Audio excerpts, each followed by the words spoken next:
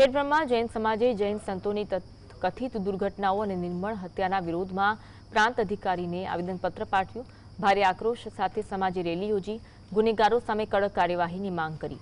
જૈન મુનિ અને સાધ્વીઓની માર્ગો પર વિહાર દરમિયાન સુરક્ષા અને જીવન રક્ષણની ચિંતા સમાજમાં ફેલાયેલી છે।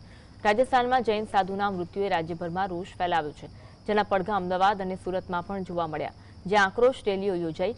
જૈન સમાજે રાજ્ય સરકાર પાસે સાધુ સાધ્વીઓની સુરક્ષા અને સલામતી માટે માંગ કરી છે।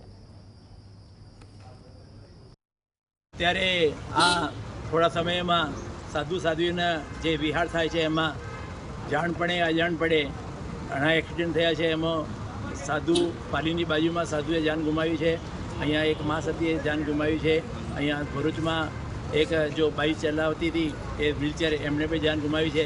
એના અનુસંધાનમાં પૂરા ભારતભરમાં ચારે ફિરકાના સાધુ સંતોની રક્ષા કાજી આ આવેદનપત્ર પૂજ્ય માનનીય વડાપ્રધાન શ્રી નરેન્દ્ર મોદી સાહેબને ત્યાં પ્રાંત ઓફિસર ખેડમાં થ્રુ આપ્યું છે।